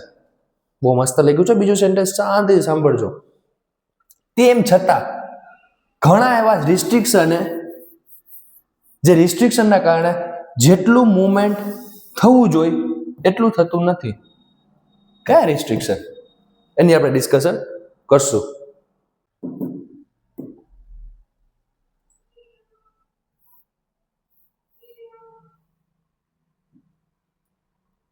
આપણે કરીએ રિસ્ટ્રિક્શનની વાત. ફોર એક્ઝામ્પલ, આ છે USA, અહીંયા છે ઇન્ડિયા. ઇન્ડિયાના લોકોને એવું લાગ્યું, ઇન્ડિયાની ગવર્મેન્ટને, કે ભારતમાંથી કોઈક વસ્તુ આપણે બહાર વેચશું, ગુડ સારું સારું. કેમ કે આપણે એટલી વસ્તુ બહાર વેચશું ને એટલા બહારના લોકો આપણને પૈસા આપશે ડોલરમાં, અને પૈસાથી આપણી દેશ વધશે. પણ આપણા દેશના લોકો છે એ એજ્યુકેશન માટે જો ફોરેન ભણવા ગયા તો બધા પૈસા કોને દેશે? USA ને. તો આપણા પૈસા તો વયા ગયા. તો સરકાર શું કરે? કાંઈથી બહાર સ્ટડી કરવા જાય એ લોકોને જાજો ટેક્સ ભરવાનો, ટેક્સ વધી ગયો. Okay, restriction. સરકાર એટલા ટેક્સ વધારે ઘટાડ કરવાથી પણ એક કન્ટ્રીને બીજા કન્ટ્રી સાથે કનેક્ટ થતા રોકે, આને કહેવાય ટ્રેડ રિસ્ટ્રિક્શન. આ બહુ બધા રિસ્ટ્રિક્શન છે. ક્લિયર? નેક્સ્ટ, એ બાજુ next, factors that have enable globalisation. એવા કયા ફેક્ટર છે જે ફેક્ટરના કારણે ગ્લોબલાઇઝેશન અનેબલ થયું, મતલબ કે ગ્લોબલાઇઝેશન લાગુ પડ્યું? એ પહેલા ગ્લોબલાઇઝેશન સરખું હતું નહીં. તો પહેલું ફેક્ટર છે જેને કહેવાય ટેકનોલોજી. ટેકનોલોજી વધતા, ટેકનોલોજી આવવાના કારણે બહુ બધું ગ્લોબલાઇઝેશન પોસિબલ થયું. સાથે સાથે liberalisation of foreign trade and foreign investment policy. પહેલા ટેકનોલોજી સમજાવો. ટેકનોલોજી કઈ રીતે? પહેલા છે ને નોર્મલ ટેકનોલોજી હતી, જેમ કે કહેવાય ને કે નોર્મલ ગાડી હતી જેનાથી એક જગ્યાએ બીજી જગ્યાએ ટ્રાન્સપોર્ટેશન પહોંચાડતા, નોર્મલ જહાજ હતા. પણ હવે શું કરી? ટેકનોલોજી એટલી વધી ગઈ જેથી કરીને આપણે ટ્રાન્સપોર્ટેશન ફેસિલિટી ઝડપથી અને ઝાઝી ક્વોન્ટિટીમાં, પહેલા છે ને આવું એક નાનકડું જહાજ હતું, એ જહાજ ઉપર વધીને 10 કન્ટેનર રહેતા. તો 10 કન્ટેનરને પહોંચતા લાગતા 6 મંથ. સ્લો જહાજ ચાલે, રસ્તો લાંબો, 6 મહિને 10 કન્ટેનર જતા. પણ હવે ટેકનોલોજી એટલી વધી ગઈ કે એવું મોટું શિપ બની શકે જે શિપની અંદર 10 લાખ તો બહુ ઝાઝા થઈ ગયા સાહેબ, કે આટલી બધી ફેંકોમાં કોમેન્ટો હશે. હું નોર્મલ કહું, 1000 કન્ટેનર રાખી શકાય અને 6 મંથની બદલે ઓનલી 2 મંથમાં એકબીજા કન્ટ્રીમાં મોકલી શકાય. હા, તો સારું ને. કે આ 10 કન્ટેનર 6 મહિને, કે 1000 કન્ટેનર 2 મહિને. તો આ બેસ્ટ. પણ આના માટે જે બેસ્ટ જહાજ બન્યા ને, જહાજ બને તો સાથે સાથે પોર્ટ સિસ્ટમ બને. જેમ કે ભારત કન્ટ્રી છે તો ભારત પાસે જે પોર્ટ છે એ બધા પોર્ટની ફેસિલિટી વધવી જોઈએ. યા શિપ હાઈ લેવલના બનવા જોઈએ, યા અલગ અલગ મશીનરી આવી જોઈએ, ઝડપથી શિપ લોડ થાય, અનલોડ થાય. તો આ બધી વસ્તુ બને વિચ બેઝ ઓન ટેકનોલોજી. તો ટેકનોલોજી જરૂરી છે. પછી સાથે કીધું છે બીજી વસ્તુ જરૂરી છે communication in technology, information and communication. Communication એટલે એકબીજા સાથે કનેક્ટિવિટી હોવી જોઈએ. પહેલાના દેશમાં કહેવાય મારે આટલા કિલો આ વસ્તુ જોઈ છે તો એ દેશનો મેસેજ બીજા દેશમાં એ મેસેજ પહોંચે તો 6 મહિના વયા જાય. 6 મહિના વગર રહેવા દો ને જોતી તમારી પાસે રાખો, તમે ખાઈ લેજો.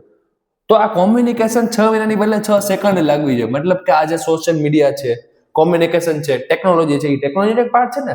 ટેકનોલોજી બે પાર્ટમાં છે. એક ટેકનોલોજીનો પાર્ટ છે ટ્રાન્સપોર્ટેશન, બીજો ટેકનોલોજીનો પાર્ટ છે કોમ્યુનિકેશન એન્ડ ઇન્ફોર્મેશન.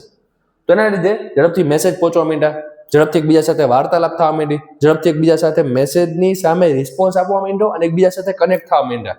મેસેજનો વાર લાગે. હવે અત્યારના લોકો તો 6 મહિના તો મૂકો, 6 મિનિટનો લેટ રિપ્લાય સહન નથી કરી શકતા. તો આપણે તો વાત કે 6 મહિનાનો લેટ રિપ્લાય, તો શું એક કન્ટ્રી બીજા કન્ટ્રી માટે 6 મહિના રાહ જોવે? ના જોવે. એટલા માટે શું કીધું કે ટેકનોલોજી વધતા જે રિસ્પોન્સ વધી ગયો, એકબીજા સાથે કનેક્ટિવિટી વધી ગઈ અને સાથે બેસ્ટ ટેકનોલોજી ટ્રાન્સપોર્ટેશનમાં વધી, જેના કારણે ગ્લોબલાઇઝેશન એનેબલ થયું છે. નેક્સ્ટ બાજુમાં એ જ લખેલું છે કે telecommunication, computer, internet and sum of the development which are connection word to remote area with satellite communication device. Remote area જે દૂર દરાજના ગામડાના એરિયા હતા ને, એ બી એકબીજા સાથે કનેક્ટ થવા માંડ્યા ડ્યુ ટુ કોમ્યુનિકેશન ફેસિલિટી. હવે next factor that have enable globalisation. કયું? Liberalisation of foreign trade and foreign investment policy. હવે આ છે ને બહુ મસ્ત ટોપિક છે, ધ્યાનથી સમજજો. લિબરલાઇઝેશન, લિબરલ થઈ જાવ મતલબ ઉદાર થઈ જાવ. પહેલા ગવર્મેન્ટ છે ને બહુ વિચારતી કે આપણે બીજાના દેશના લોકોને પરમિશન આપી દીધી તો, ઈ દેશે આપણી ઉપર કંટ્રોલ કરી લીધો તો, ઈ દેશના લોકોએ આપણો ધંધો છીનવી લીધો તો, ઈ દેશના લોકોએ આપણને વસ્તુ વેચીને આપણા માઇન્ડને વોશ કરી દીધો તો શું લા, આપણને સારી વસ્તુ મળશે, સસ્તામાં વસ્તુ મળશે, મારે આજુ વિચારવાનું નહીં. તો આ લિબરલ થઈ જવું. સરકાર પછી ના ઇટ્સ ઓકે, બીજા દેશ આપણને કઈ વસ્તુ વેચે છે તો બદલામાં આપણા દેશ પાસે સારામાં સારી ટેકનોલોજી આવે છે. બીજા દેશના લોકો આપણને વસ્તુ વેચે છે, આપણે આપણો ટેક્સ ઓછો કરી નાખીએ અને એની વસ્તુ પરચેસ કરી લઈએ તો બદલામાં આપણી વસ્તુ પણ પરચેસ કરશે, તો આપણું એક્સપોર્ટ પણ વધશે. તો સરકાર આવું લિબરલ થઈ જાય. સરકાર આવી રીતના લિબરલ થઈને ફોરેનના ટ્રેડ ઓછા કરી દે, મતલબ કહેવાય ને ટેક્સ ઓછા કરી દે. સાથે સાથે ઇન્વેસ્ટમેન્ટ વાળાને કે ભાઈ કાંઈ વાંધો નહીં, આપણા દેશમાં ઇન્વેસ્ટ કરો, આપણે 50% નહીં, આપણે માત્ર ને માત્ર 5% જ ટેક્સ લેશું. તો બહારના લોકો કે ના સારું કહેવાય. તો બહારના લોકો આપણા દેશમાં ઇન્વેસ્ટ કરશે તો આપણા દેશની કંપની શું કરશે? ગ્રોથ કરશે, અને ઓટોમેટિક કંપની ગ્રોથ તો દેશ ગ્રોથ.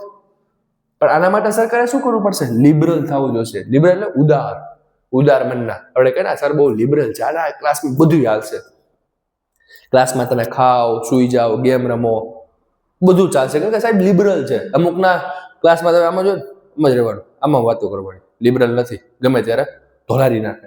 તો કહેવાનો મતલબ શું કે સરકાર લિબરલ થઈ જશે, સરકાર બિંદાસ થઈ જશે. ઇટ્સ ઓકે, ટ્રેડ કરો, ટેક્સ ઓછો કરી નાખો, અમે તમને નડશું નહીં, તમે એકબીજા સાથે કોમ્યુનિકેશન કરો, એકબીજા સાથે ટ્રેડ કરો, that's fine, it's okay, no problem. કેમ કે એના કારણે દેશની અંદર નવી નવી ટેકનોલોજી આવશે, નવી નવી બેટર ક્વોલિટીની વસ્તુ આવશે અને નવું ઇન્વેસ્ટમેન્ટ આવશે, જેથી ભારત દેશની જે કંપનીઝ છે એ કંપનીઝ ગ્રોથ કરશે ઇન્વેસ્ટમેન્ટના કારણે, અને ઓટોમેટિક દેશ પણ ગ્રોથ થશે. તો આવી રીતના લિબરલ થવું જરૂરી છે. એક્ઝામ્પલ છે connection with the important of Chinese toy. ચાઇનાના લોકો પાસેથી ટોયઝ ભારત ઇમ્પોર્ટ કરે છે તો લિબરલ થઈને ટેક્સ ઘટાડી દીધો, તો સામે ભારતના દેશને સસ્તામાં સારામાં સારા ટોયઝ મળ્યા, નવી નવી વેરાયટી મળી, નવી નવી ડિઝાઇન મળી, અને સાથે સાથે ઇન્વેસ્ટમેન્ટ મળતા શું થયું? તો ભારતની બીજી કંપની છે ટોયઝની, એ બી ઇમ્પ્રુવ થઈ. That is the point. Next trade barrier. હું તમને ખબર સમજાવતા વચ્ચે તમને થોડી થોડી હિન્ટ આપતો હતો, એ હિન્ટ મસ્તના કોન્સેપ્ટમાં આવશે. Trade barrier. બેરિયરનો મતલબ શું થયું?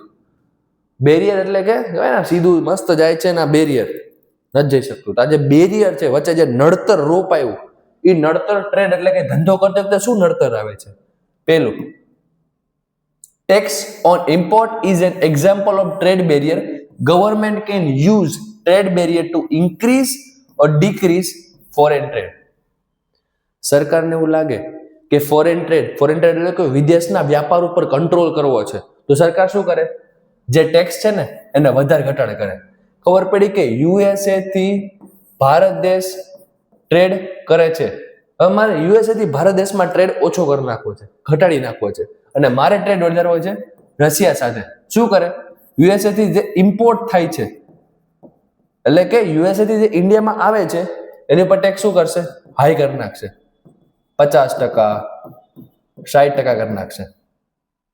બદલામાં રશિયામાંથી જે વસ્તુ આવે છે એની અંદર ટેક્સ ઘટાડી દેશે 30%, 20%. તો શું થયું?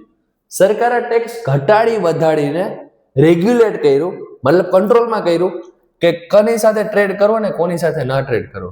આને કહેવાય ટ્રેડ બેરિયર. તો સરકારની ટેક્સેશન છે તે એક પ્રકારનો બેરિયર છે કે કયા દેશ સાથે ટ્રેડ કરવો, કયા દેશ સાથે ટ્રેડ ન કરવો. Which one is trade barrier? This was considered necessary to protect the producers within the country from foreigner competition. હવે આ જરૂરી શું કામ છે? આ જરૂરી એટલે છે કે આના કારણે દેશના જે લોકલ પ્રોડ્યુસર્સ છે એને ફોરેનના પ્રોડ્યુસરથી શું કરવામાં આવે? પ્રોટેક્ટ કરવામાં આવે. કેમ પ્રોટેક્ટ કરાય? પ્રોટેક્ટ એટલા માટે કરવામાં આવે છે કે ફોર એક્ઝામ્પલ લોકલ કંપનીઝ એ નામની વસ્તુ 100 રૂપિયામાં બનાવે છે માંડ મુસીબતથી, એ જ વસ્તુ ફોરેન વાળા 50 રૂપિયામાં આપે, તો આપણા દેશની લોકલ વસ્તુ તો વેચાશે જ નહીં, ફોરેનની વસ્તુ વેચાશે. ફોરેનની 50 રૂપિયાની વસ્તુ વેચાણી તો ભારતનો બધો રૂપિયો ક્યાં વહી જશે? ફોરેનમાં. એટલે ભારતનો રૂપિયો ફોરેનમાં ન જાય એટલા માટે શું કરી નાખે? આની ઉપર 50% ટેક્સ કરી નાખવામાં આવે. 50 રૂપિયાની વસ્તુ ડાયરેક્ટ થઈ જાય 120ની. તો લોકો શું ખરીદે? લોકલ વસ્તુ. તો લોકલ વસ્તુ ખરીદે તો પૈસા લોકલ દેશ પાસે જ રહે અને ભારતના પૈસા ડ્રેન થાય નહીં. એટલે જે બહારના જે કન્ટ્રીના જે કોમ્પિટિટર્સ છે, હાઈ લેવલની ટેકનોલોજી વાળા છે, એનાથી ભારતની લોકલ માર્કેટને બચાવવા માટે સરકાર શું કરે? આવા ટ્રેડ બેરિયરનો ઉપયોગ કરે. બીજી વસ્તુ, industries were just coming up in the 1950s and 1960s and competition from import at the stage would not have allowed those industries to come up. Bharat દેશ હજી છે ને 1947માં આઝાદીમાંથી બહાર જ નીકળતું હતું. તો બહાર નીકળે છે તો ધીરે ધીરે ભારત દેશની અંદર ઇન્ડસ્ટ્રી ધીરે ધીરે બનતી હતી. તો ધીરે ધીરે ઇન્ડસ્ટ્રી બને છે કોઈ પણ વસ્તુની, તો એને ટાઈમ લાગે ને.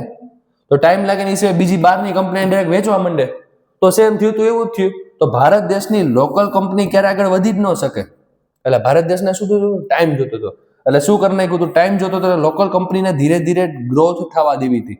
એટલે શું કર્યું કે ભારત દેશની બીજી કંપની ભારતની અંદર બીજી દેશની વસ્તુ ન આવે એટલે શું કરી નાખ્યો? ટેક્સ વધારી દીધો. Which known is trade barrier. કેમ કે ભારત દેશ ઈચ્છતું હતું કે હજી દેશના સ્ટાર્ટિંગની અંદર જે કહેવાય ને આઝાદી પછીના સ્ટાર્ટિંગની અંદર ભારત દેશની જે ઇન્ડસ્ટ્રી છે તે ગ્રોથ કરે. રાતોરાત કંપની બની જાય, 10 વર્ષ, 5 વર્ષ, 15 વર્ષ, 20 વર્ષ દેવા પડે, એટલો ભોગ મળે.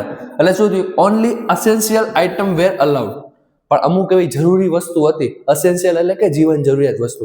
ફોર એક્ઝામ્પલ, આ ઇન્ડસ્ટ્રીને મોટી થવા માટે કોઈક એવી ટેકનોલોજી જોઈ છે, એ ટ્રાન્સપોર્ટેશન ટેકનોલોજી જોઈ છે, કોમ્યુનિકેશન ટેકનોલોજી જોઈ છે, તો એ અસેન્શિયલ છે, એવી ચીજ હાલે. પણ એવું નહીં કે આજે કંપની બને છે અને એ જ પ્રોડક્ટની બહારની કંપની ડાયરેક્ટ વેચવા માંડે તો ભારતના બધે રૂપિયા કેવાય જાય? ડ્રેઇન થઈ જાય. તો ભારત દેશની કંપની બને છે એનું શું? ભારત દેશનું શું? એટલા માટે ભારત દેશને બહારની કંપનીથી પ્રોટેક્ટ કરવા માટે અને 1947 પછી ધીરે ધીરે કંપની બનવા માટે બહારના જે કંપનીઝ છે, વિદેશી કંપની મતલબ ફોરેન ટ્રેડ છે, એનાથી ભારતને પ્રોટેક્ટ કરવા માટે ગવર્મેન્ટને ટ્રેડ બેરિયર યુઝ કરવું પડ્યું. આ બોર્ડમાં પૂછાય છે કે કઈ રીતે ભારતે ટ્રેડ બેરિયર યુઝ કર્યું. કઈ રીતના? પહેલા તો યુઝ કરે ટેક્સ વધારીને, ટેક્સ ઘટાડીને બહારના દેશને રેગ્યુલેટ કરી શકે, કંટ્રોલ કરી શકે. કે ટેક્સ વધારી દે એટલે બહારના લોકો આપણી સાથે વેપાર નહીં કરી શકે, ટેક્સ ઘટાડી દે એટલે એ જ પર્ટિક્યુલર ટેક્સ ઘટાડ્યો એ જ કન્ટ્રી વેપાર કરશે. તો શું કર્યું? ટેક્સ રેગ્યુલેટ કર્યું. શું કામ એને? તો ભાઈ આપણા લોકલ લોકો છે એ લોકોને કંટ્રોલ કરવા માટે, પ્રોટેક્ટ કરવા માટે. અને હજી જેવી ધીરે ધીરે કંપની બનતી જ હતી, તો બનતી કંપનીને સપોર્ટ આપવા માટે. નેક્સ્ટ સમજીએ. એટલે ને ઇમ્પોર્ટ ના કરે. કેમ ઇમ્પોર્ટ ના કરે? કારણ કે ઓલરેડી આપણી કંપની બને છે. પણ હા, અમુક એસેન્શિયલ વસ્તુ હતી જે ઇમ્પોર્ટ કરવી જરૂરી હતી, એને જ આપણે ઇમ્પોર્ટ કરતા હતા. નેક્સ્ટ લિબરલાઇઝેશન, મતલબ લિબરલ થઈ જાવ. પછી ધીરે ધીરે કંપનીની અંદર, દેશની અંદર ધીરે ધીરે બધી વસ્તુ વધતી ગઈ, બધી વસ્તુ સારી એવી બનવા માંડી, બધી કંપની ડેવલપ થવા માંડી. ત્યારે ગવર્મેન્ટ એને લિબરલ બન્યું. કેવું લિબરલ બન્યું? તો ગવર્મેન્ટ એવી રીતના લિબરલ બન્યું કે removing barriers or restriction set by the government is not known as liberalisation. મેં કીધું ને 50% ટેક્સ જો બહારની કંપની ઇન્વેસ્ટ કરે તો, અથવા તો ભારત દેશમાંથી આ વસ્તુ યુએસએ વાળા મોકલે છે જેની ઉપર 70% કે 60% ટેક્સ, તો આ બધા ટેક્સ ઓછા કરી નાખ્યા. કાંઈ વાંધો નહીં, ઇન્વેસ્ટ કરો ને 5% જ, કાંઈ વાંધો નહીં, વસ્તુ વેચો ને 10% જ, તો આ ટેક્સ ઘટી ગયા. મતલબ સરકાર શું કીધું કે આ બધા રિસ્ટ્રિક્શન, આ બધા બેરિયર શું કરી નાખ્યા? ઓછા કરી નાખ્યા. જેથી કરીને હવે દેશ શું થઈ ગયા? આખો દેશની ગવર્મેન્ટ શું થઈ ગઈ? લિબરલ થઈ ગઈ. તો અરાઉન્ડ 1991 યાદ કરો, મેં તમને ભણાવ્યું હતું 1991 માં એલપીજી લિબરલ થઈ ગઈ ગવર્મેન્ટ ગ્લોબલાઇઝેશનને પ્રોમોટ કરવા માટે. તો આ શું છે? 1991 માં some of far reaching changes in the policy were made in the India. પોલિસીમાં ચેન્જીસ થયા અને ચેન્જીસને કારણે ધીમે ધીમે ટ્રેડ બેરિયર ઘટી ગયો અને હવે દેશ બીજા દેશ સાથે ઇઝીલી વેપાર કરવા લાગ્યા.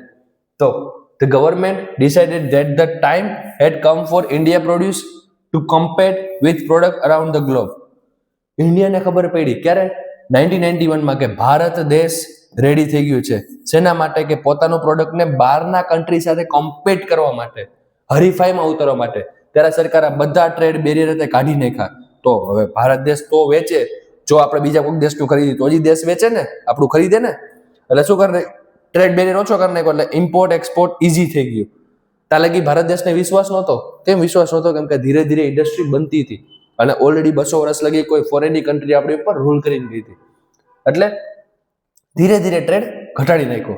સાથે સાથે it feels that competition would improve the preference performance of produce within the country since they would have to improve their quality. અને આવી રીતે કોમ્પિટિશન થવાથી બહારની કન્ટ્રી પણ પોતાનો ક્વોલિટી ઇમ્પ્રૂવ કરવા માંડ્યા. કારણ કે કોમ્પિટિશન થશે તો એક પ્રોડક્ટની 10-15 કંપની આવી જશે. 10-15 કંપનીને ટકી રહેવા માટે ક્વોલિટી ઇમ્પ્રૂવ કરવી પડશે, સાથે સાથે પ્રાઇસ ઓછો કરવો પડશે. તો આને લીધે કન્ઝ્યુમર એટલે કે બાયર્સને બહુ બધો ફાયદો થવા લાગ્યો. Next, this decision was supported by powerful international organisation. આ જેવો નિર્ણય હતો જેનાથી એક દેશની અંદર એક પાવરફુલ ડિસિઝન મેળવ્યો કે આપણે દેશને ધીરે ધીરે ગ્લોબલાઇઝેશન થવું જોશે. તો next, impact of liberalisation foreign trade, foreign investment. Impact શું થયો? પહેલો ઇમ્પેક્ટ થયો, goods could be imported and export easily, also foreign companies could set up factories and offices here. Foreign trade અને ફોરેન ઇન્વેસ્ટમેન્ટ થી શું થયું? તો બહારની કંપની હતી ધીરે ધીરે પોતાની ફેક્ટરી, પોતાની ઓફિસ આપણા દેશમાં બનાવવા માંડી, જેથી કરીને ઇમ્પોર્ટ અને એક્સપોર્ટ ઈઝી થયો અને લોકોને સારામાં સારી વસ્તુ મળી. સાથે સાથે business allowed to make decision freely about what they wish to import or export. બિઝનેસમેનને ધીરે ધીરે એક ખુલ્લી છૂટ મળી કે પોતાની ઈચ્છા મુજબ બહાર વેચી શકે, કાંઈ ખરીદી શકે અને માર્કેટમાં પોતે એન્ટર થવા લાગ્યા. The government imposed much less restriction than before it and is therefore said to be more liberal. દેશ ધીરે ધીરે પોતાના રિસ્ટ્રિક્શન ઓછા કરવા માંડ્યા અને દેશને ખબર પડી માંડી કે જેટલું રિસ્ટ્રિક્શન ઓછા કરીશ એટલું દેશમાંથી જાજુ એક્સપોર્ટ થશે અને દેશની બહાર જે નવી નવી ટેકનોલોજી ઇમ્પોર્ટ થશે અને ઇમ્પોર્ટ અને એક્સપોર્ટના કારણે દેશની અંદર ઓટોમેટિક ડેવલપમેન્ટ થશે. તો અલ્ટિમેટ દેશનો ગોલ શું હોય? ડેવલપમેન્ટ થવાનો. તો ગવર્મેન્ટને રિયલાઇઝ થયું કે જેટલું હું ટ્રેડ બેરિયર ઓછા કરીશ, જેટલો લિબરલ થઈશ એટલો એક દેશ આરામથી ફોરેન ટ્રેડ અને ફોરેન ઇન્વેસ્ટમેન્ટના કારણે ધીરે ધીરે ડેવલપમેન્ટ કરી શકાશે. Impact of globalisation in India. હવે આ ટોપિક બહુ મસ્ત છે અને હા, ખુશખબર, આ લાસ્ટ ટોપિક છે. બહુ મજા આવશે, શાંતિથી એન્જોય કરજો. શું કીધું છે કે ઇન્ડિયાની અંદર શું ઇમ્પેક્ટ આવ્યા? હવે કાંઈ બી વસ્તુ થાય છે ને તો એની પાછળ બે ઇમ્પેક્ટ હોય, એક સારું હોય ખરાબ હોય, સિક્કાની બે બાજુ. એવું નહીં નકરું સારું સારું સારું સારું જ થયા રાખે, કંઈક ખરાબ થાય. અને એવું નથી નકરું ખરાબ ખરાબ ખરાબ ખરાબ થયા રાખે, કંઈક સારું થાય. તો ગ્લોબલાઇઝેશન થતા પોઝિટિવ અને નેગેટિવ બે ઇમ્પેક્ટ આવ્યા. પોઝિટિવ પહેલો ઇમ્પેક્ટ શું? એક ગ્રેટર ચોઇસ. મેં કીધું ને બહુ બધી ચોઇસ મળી. કેમ ચોઇસ મળી? એમ કે હવે ઇન્ડિયાની અંદર બહુ બધી કંપનીઝ પોતાનું પ્રોડક્ટ લઈને આવ્યા, તો ખરીદનાર ગ્રાહક પાસે ઓપ્શન છે યુએસએ ની વસ્તુ લેવી, મેક્સિકોની વસ્તુ લેવી, આફ્રિકાની વસ્તુ લેવી કે ઇન્ડિયાની લોકલ વસ્તુ લેવી. બહુ બધા ઓપ્શન્સ છે. પછી improve quality of product at lower price. મેં કીધું ને જો કોમ્પિટિશન હશે, બહુ બધા કંપનીઝ વાળા કોમ્પિટિશન કરશે, તો પોતાની કંપનીને બેસ્ટ બનાવવા માટે શું કરશે? પ્રાઇસ ઓછી કરી નાખશે. પ્રાઇસ ઓછીની સાથે સાથે ક્વોલિટી વધારશે. તો અલ્ટિમેટ ફાયદો કોને થયો? ગ્રાહકને. તો ગ્રાહક કાંઈ પણ વસ્તુ લેશે તો સસ્તી મળશે ને સારી મળશે. આપણે સસ્તા એન્ડ ટિકાઉ લાવો જી, તો સસ્તા એન્ડ ટિકાઉ કેમ આપે? જો સસ્તું તો જ મળશે, જો સસ્તું તો જ પબ્લિક લેશે, જો એની ક્વોલિટી પણ સારી હોય. એવું નહીં કે 10 રૂપિયાની વસ્તુ લીધી, આમાં તો એ તો તૂટી ગયું, એડા ભેગું તૂટી ગયું, તો ક્વોલિટી બકવાસ. પબ્લિક તો જ ખરીદશે જો ક્વોલિટી બેસ્ટ હોય, પ્રાઇસ લો હોય. તો કંપની એવું કરશે કોમ્પિટિશનમાં ટકવા માટે. તો શું કીધું? અલ્ટિમેટ ફાયદો થશે improve quality and product at lower price. Enjoy much higher standard of living than was possible earlier. ધીરે ધીરે લોકોનો સ્ટાન્ડર્ડ એક બેટર થશે. યાદ કરો મારા લેક્ચરની શરૂઆતની વસ્તુ કે પહેલા દેશનું બજાર કેવું હતું અને અત્યારે બજાર કેવું છે. પહેલા જે છે ને એમાં લોકો રેડવી લેતા, અત્યારે બધી વસ્તુ બેસ્ટ બેસ્ટ, લોકોની લાઈફસ્ટાઈલ વધે છે. પહેલા નોકિયાના બ્લેક એન્ડ વ્હાઇટ ફોન હતા ને તો એ બધાને ચાલતા. આજે લાઈફસ્ટાઈલ કઈ બદલી ગઈ. અત્યારે આઈફોન જોઈ, ઘરમાં જેટલા માથા એટલા ફોન. શું કામ? એને ગ્લોબલાઇઝેશન. તો ધીરે ધીરે લોકોની લાઈફસ્ટાઈલ પણ ચેન્જ થતી જાય છે. પહેલાના ટાઈમમાં આવું નહોતું. પહેલાના ટાઈમમાં જે હતું એ ચલાવી લેતા, પણ હવે ધીરે ધીરે શું થયું? પોતાની લાઈફસ્ટાઈલ ચેન્જ થઈ, એન્જોય કરે છે lifestyle as possible. Negative point છે. ચલો નેગેટિવ પોઈન્ટ બહુ મસ્ત છે. પ્રોડ્યુસર્સ એટલે કે માલિક, કંપનીના માલિક, અને વર્કર એટલે કામ કરતા મજૂર, એ બંને વચ્ચે શું થવા માંડ્યું? એક સમાનતા નો રહે. યુનિફોર્મ એટલે એક સમાન નો રહ્યું. એ બંને વચ્ચે શું થયું? ઘર્ષણ થયું. કઈ રીતે સમજીએ?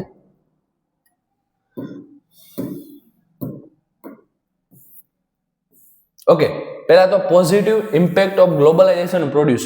પહેલા તો પોઝિટિવ ઇમ્પેક્ટ આપણે અત્યારે વાંચ્યા એ ગ્રાહકના હતા. હવે ગ્લોબલાઇઝેશનના કઈ રીતે પોઝિટિવ ઇમ્પેક્ટ છે એઝ અ પ્રોડ્યુસર્સ. આપણે આ વાત કરીએ ગ્રાહકના.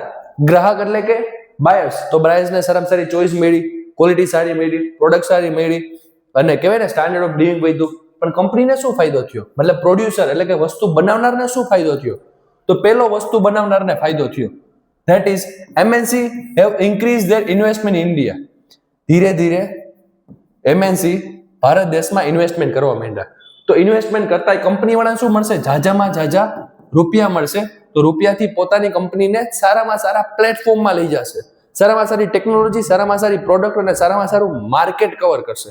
તો પહેલો વસ્તુ એ કે લોકલ કંપનીઝને ઇન્વેસ્ટમેન્ટ મળ્યું બાય MNCs. બીજો ફાયદો, several of the top Indian companies have been able to benefit from the increased competition. Competition માંથી બેનિફિટ મળ્યું. કેમ કોમ્પિટિશન માંથી બેનિફિટ મળ્યું? તો કોઈ વ્યક્તિ કોમ્પિટિશનમાં ઉતરશે તો નવું નવું શીખવા મળશે અને એનું માર્કેટિંગ થશે, લોકો એની પર ટ્રસ્ટ કરશે, પોતાની ક્વોલિટી બેટર કરશે. તો ક્વોલિટી બેટર થતા ઓટોમેટિક એની પ્રોડક્ટ ઝાઝામાં ઝાઝી વેચાશે. તો શું થયું? કોમ્પિટિશનમાં ઉતરતા ફાયદો થયો. બીજું, globalisation has enabled some large Indian companies to emerge as multinational themselves. મેં કીધું ને ફોર્ડ અને મહિન્દ્રા અહીંના MNC સાથે ભારતની લોકલ કંપની જોડાશે તો ઓટોમેટિક ભારતની લોકલ કંપની પણ મલ્ટીનેશનલ કંપની બનશે. એટલે લોકલ કંપની પણ દેશના અલગ અલગ કે દુનિયાના અલગ અલગ દેશોમાં પોતાની પ્રોડક્ટ વેચશે. તો આ પ્રોડ્યુસર એટલે કે કંપનીનો ફાયદો થયો. બીજો ફાયદો, globalisation has also created new opportunity four companies providing service. એટલે ગ્લોબલાઇઝેશન ધીરે ધીરે નવી કોઈ પણ કંપની છે, નવું કોઈ પણ માર્કેટ છે, નવું કોઈ પણ વસ્તુ છે, એને શું મળશે? ઓપોર્ચ્યુનિટી મળશે. કેમ? ગ્લોબલાઇઝેશન છે. પહેલા ભારત દેશની અંદર જ વસ્તુ વેચવી હોય ને એ વ્યક્તિને બીક લાગે કે હું નવો પ્રોડક્ટ લાવ્યો છું, ભારતમાં ન ચાલ્યું તો. પણ હવે એની પાસે ગ્લોબલાઇઝેશન થી ઓપ્શન છે કે ભારતમાં ન ચાલ્યું કાંઈ નહીં, USA માં ચાલશે, આફ્રિકામાં ચાલશે, પાકિસ્તાનમાં ચાલશે, શ્રીલંકામાં ચાલશે. તો આ રીતના શું મળ્યું? ઓપોર્ચ્યુનિટી મળી નવા નવા બિઝનેસ કરવા માટે, નવા નવા આઈડિયાઝ માટે અને નવી નવી કંપનીઝને નવું નવું ક્રિએટ માર્કેટ કરવા માટે. That is the benefit from producers. અને પહેલા આપણે ગ્રાહકના જોયા, હવે આપણે પ્રોડ્યુસરના જોયા.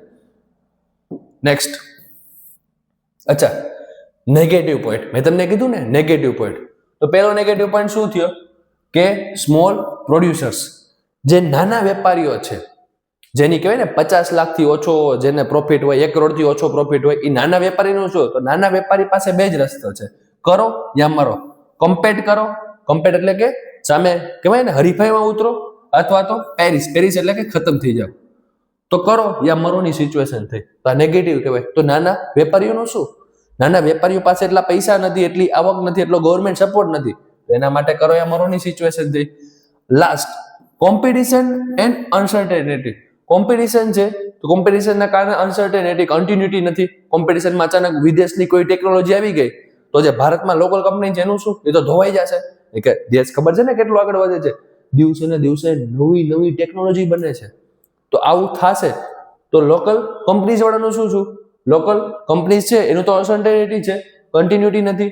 Last, competition most employ those they prepare to employ worker flexibility. કોમ્પિટિશનના કારણે વર્કરમાં હરીફાઈ ચાલે છે. સારું કામ કર, નકર તારી બદલે બીજો કારીગર મળી જશે. કેમ? કેમ કે 100 ની જરૂર છે ને સામે આંગણે 500 લોકો જોબ લેવા ઊભા છે. તો આવી કોમ્પિટિશન છે. વર્કરમાં ફ્લેક્સિબિલિટી નથી. સારું કામ કરો નકર વયા જાવ, ક્રિએટિવિટી કરો નકર બીજું કોક. તો આવી કોમ્પિટિશનના કારણે પણ લોકોમાં નેગેટિવ ઇમ્પેક્ટ છે ગ્લોબલાઇઝેશનનો. પહેલા ચાલતું, પણ હવે ગ્લોબલાઇઝેશનથી હરીફાઈ વધી ગઈ છે. નેક્સ્ટ,